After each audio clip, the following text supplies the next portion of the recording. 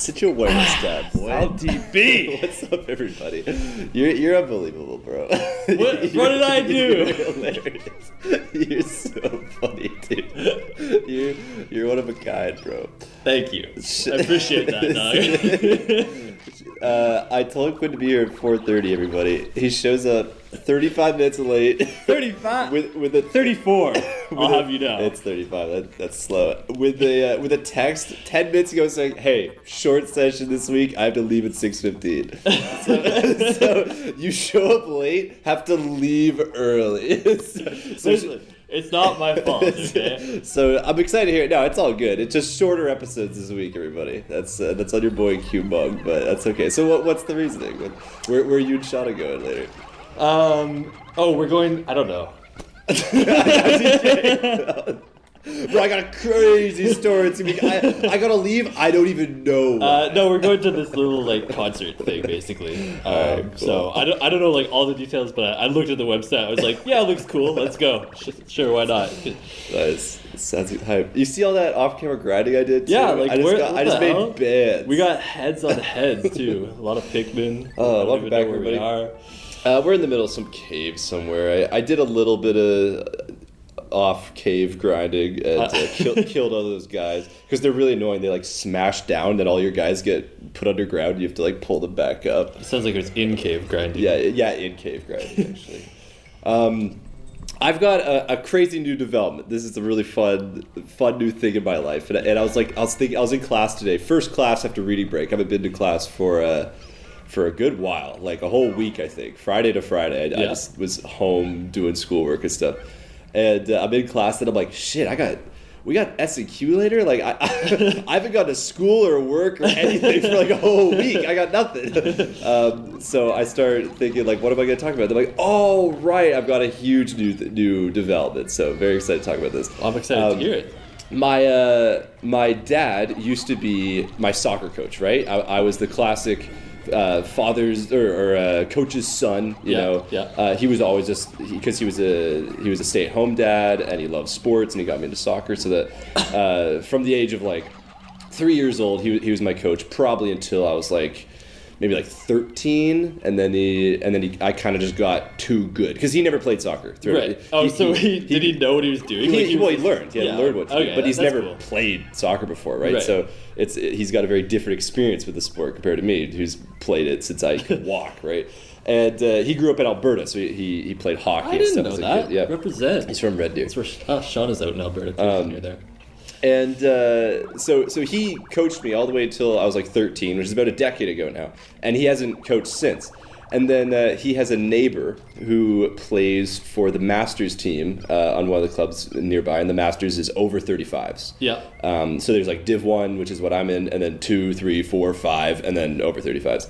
And he's got this neighbor on the over 35s team. And he was talking to him one day, and then he mentioned that he used to be a coach.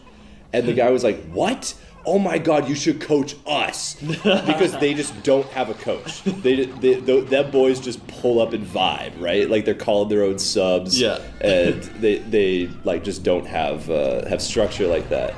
And he just said, you should pull up and coach us. And he's like, I don't know. I haven't done it for a really long time. I haven't done it, and the one time when I did do it, it was 5-year-olds.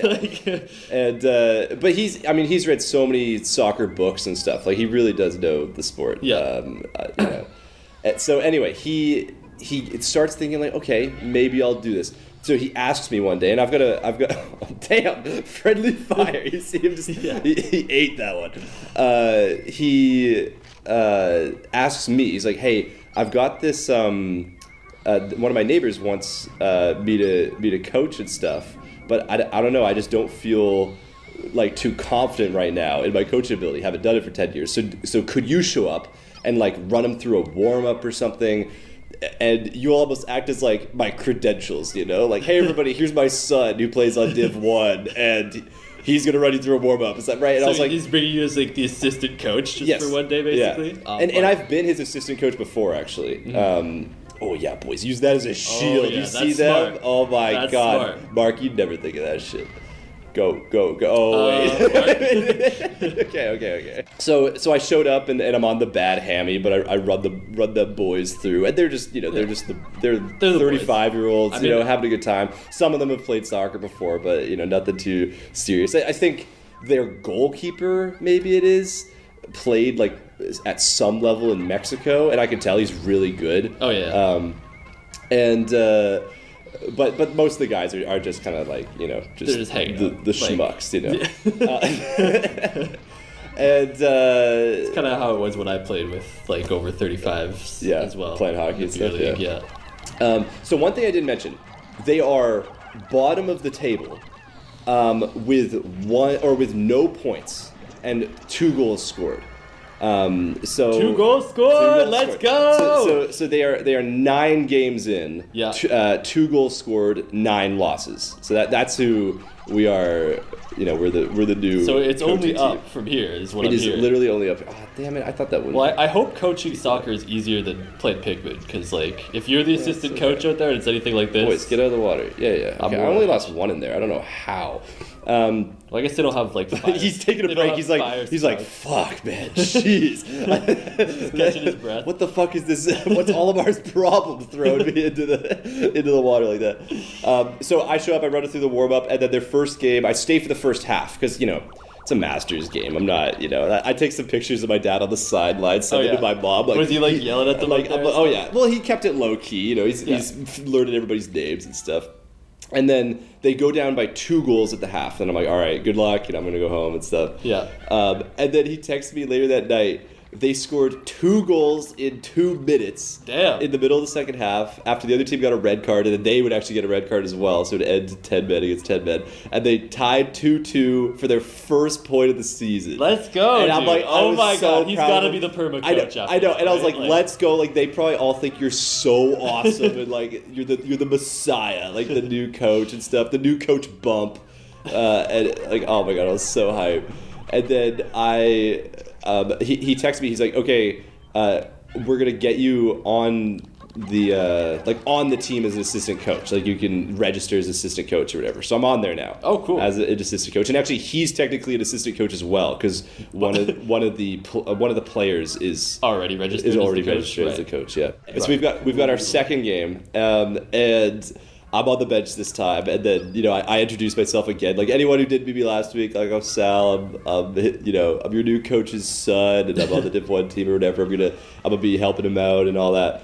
And I take him through warm up again, and then as it's like a rainy night, Yeah. And we're standing on the sideline together, and I'm like, oh my god, this is awesome. Like father son, we're just telling people where to go. We're making subs. We're whispering plans to each other, like the whole shit. It was just so amazing. How in depth was Murray going, like with the plans and stuff? Like was he setting up whole like plays or anything, or like telling them, hey, you guys should do this kind of play, or like? Well, it's soccer, so it's not really that's like basketball or like football. Soccer is just you just put them into positions and then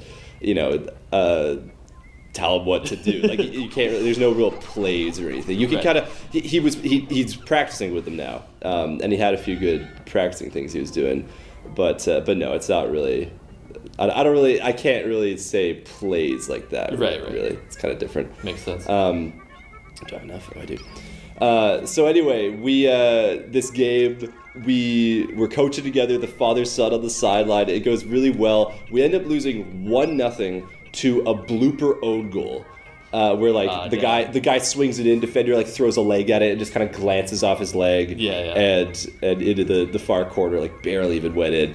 And that team, earlier in the season, they had lost 10-0 to them, and now they lost 1-0 with a blooper own goal. And so everyone was hyped at the end of the game. Everyone was like, "Hey, that was so good!" Like, oh my god, So people were very very happy with us, and I gave my first team talk, halftime team talk. I've never given a team talk before. Okay. But at halftime, we had been whispering ideas to each other, blah blah blah. And then at halftime, we all get in the circle. Then my dad's like, "Okay, go ahead. It just turns to me and I'm like, oh, okay, yeah, go ahead. Here we go. And luckily I'd had a few things, like I'd already told him some stuff. And and later he was like, sorry for putting you on the spot like that. I'm like, oh no, it's all good. Like I knew what I had to say.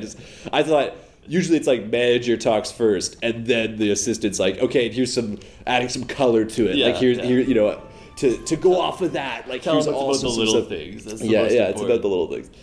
But I basically just said like, yeah, guys, it's going well defensively right now. The only thing is, don't be stuck in no man's land. If there's a guy swinging a ball in, just run at him. Even if you know you're not gonna get the block in, even if you know you're not gonna get there, just put him under pressure. He'll see you out of the corner of your eye. Run. You guys are all big lads. Like, just run at him. It'll put him off, and he won't put the ball in the way he wants to or whatever. And then the other thing, I was like, and we need to, when the center mids, when you get it and you turn, you need to look out wide, that diagonal ball. I haven't seen a single one of those. So I had a few things to talk to him about. Nice. And thankfully, most of their problems are attacking-wise. And I'm a striker. I've played, like, in the last decade, I've probably exclusively played left mid, striker, and attacking mid. So I know those positions. So I was able to like bring some of the strikers to it, like when they came off, because we're making subs all the time, right? Because you know they're over 35, so we make quite a lot of subs. But I would like bring them off, and I'd like talk one-on-one with the striker every night, like okay, I like what you did here, but you need to do this more. You need to look up here, like all that kind of stuff. Because I feel confident talking about that kind of stuff. If this team was bad defensively, I'd be like, I don't know, guys, just jockey, like just stand in front of. You don't know what jockeying is, but it's basically when you just stand in front of them and like move your feet. Like it's like it's what you imagine someone defending when they play soccer. Like you just kind of get in there.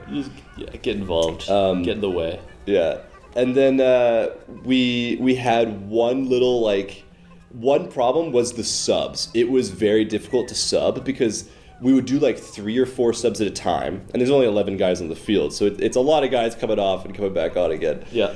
And multiple times we took off too many or put on too many because we would do subs, and the guys are just used to doing their own subs, right? Mm-hmm. Like someone says like sub, and then anyone who needs a sub runs off, like people swap with them, or maybe they'll like, oh, I'm gonna go on for this guy in this position or whatever, but it's so informal. So now we're like trying to tell them where to go, and we had times where we'd be like, hey, sub, and we've got 3 subs on the touchline all ready to come on, and then some of the guys would hear subs going on, and they'd be like, all right, bet, I'm tired, and they would just run off, and we're like, wait, we weren't subbing you. So there were so many times where we just had like, Dad just looks at me, he's like, was that the right amount of people? Like that felt like more. There's no way that was the correct amount. Then like the ref has to like stop, and he probably thought we were dumbasses, but so that was the one part we had to figure out. The line change wasn't perfect. I don't know how you do it in hockey. I seriously cannot. I know there's only 5 guys, but I cannot fathom how you guys do it in hockey, where you're coming. I guess it's just like 1 for 1, right? But it should be in soccer. Well, it can be up to 5. Like all 5 people can change it once on occasion. Yeah. Does that happen a lot? Like 5, not a whole lot. No. Is it common for? But like 3 for all 3 forwards, or like 2 for both defensemen. Yeah, and how often do mistakes happen? Almost never, really. Yeah, I mean, like it's pretty straightforward. The most mistakes that would ever happen is like maybe like someone wouldn't really be paying attention, and like one extra guy would like go halfway out the door and be like, oh shit, and then like come back in or whatever. Yeah, okay. But I mean, that's speaking just mostly from defensive side as well, because like I don't know, there's a whole lot. There's 2 defensemen going on the other end of the bench. It's 2 defensemen, right? Yeah. Okay. On it once. Okay. So yeah, that is pretty simple. If you're divided into positions like that, soccer, there's so many different positions, but you can have 4 defensemen, 4 midfielders, 2 strikers is usually, or 1 striker and 5 midfielders is usually pretty. And then common. it's also, you can come off whenever you need to, really, too. Like you don't have to be called off for it as well. Yeah. Oh, you just stay out there the whole 60, huh? Guy like me. Yeah. Oh yeah. I got the pace like that. Just think I'll be Mr. Stamina. I mean, I have played games where we only had 2 defensemen, and I had to do that, and it was actually. Yeah. It was not. How do you only pull up with 2 defensemen? Every time there was a whistle, I'd be like, all right, take a knee. Like stay out there. Yeah. That's awesome. It was tough, but we made it work. Yeah, well, I've played games where we only had 9 guys, so that was this year. We went up to the mainland to play a game with 9 guys, and we tied 0-0. Yeah, I think the least amount of games, or the least amount of people I've played with, I think was like 7? I think 7. I think so. Yeah. Yeah. See, so you still have subs. So though. no subs for the D. Nine guys in soccer is the equivalent of like 4 guys in hockey. You just the whole game. You just have 4. Or maybe because hockey's so much more tiring. Mm-hmm. Like that's why you have to sub every few minutes, right? Like maybe it's more like having 2 subs, sure, but at least you get to sit. Yeah. If you have 9 guys, you don't get to sit. You just have to play the whole time. That's tough. It was good. It was good though. Classic. So yeah, I've got another game with them this Sunday, and then next week my game and the Masters game is on Friday. So I guess my dad won't be able to come to my game for the first. I don't think he's missed a game since I've been in Div 1. So he switched up on you. I know. That's he's crazy. A fake. He's honestly a fake. So he's got his own game to go to now. Although I will say that's like pretty incredible that he comes to all of your games. I know it is. Especially at this age, like once Shada didn't have to start driving me anymore, she still came to most of the games, not all of them though, and then definitely not all the practices. Like, he's not at the practices. Yeah. Well, no, I'd assume not. Sometimes he went to some of the practices like early on, like the tryouts, because he lived really close to the field. It was just the high school down the hill. At the beginning of this year, so he came down to like check the field out as well because it just opened up. But no, it's incredible. Like he comes to all my games, and I'm so blessed to have a father that does that, and I'm just so happy to be on the touchline with him, like coaching. Like it's really cool. I think we're only gonna get. There's only like 8 more games in the season, and I bet a handful of those are at the same time as my games. Right. So just try to go to. I'm gonna try and go to everyone. Like I'm not gonna. I don't know if it, like I hope he wants to coach again, and he coaches because he's never played soccer, and like some of the guys were asking like, oh, do you want to join the team as a player? And he's like, no, I can't. You guys think I'm some soccer genius? I'm not a player. Like I can't do that because he just hasn't. He learned what soccer was when he was, I don't know, like 35. Like he's not at that level. He's an expert at watching it, not an expert. He's a watcher. He's good at backseating. He's good at he's actually very good at backseating. Yeah. So he'll go to every game though. And then is he going to practices and stuff as well? Like, he's been how running. Many do they do? 2 a week. Yeah. The Wednesday's mandatory, the Monday's not, which is the same for us actually. We basically just do Wednesday. So they have the same method as us, but yeah. Since we're doing shorter episodes today, viewers, I think that'll be it for this one. Again, thank your boy Q-Mungus for that, but I got y'all. Okay. And we'll see you in the next one. Thanks for watching. Okay, what's up? Goodbye.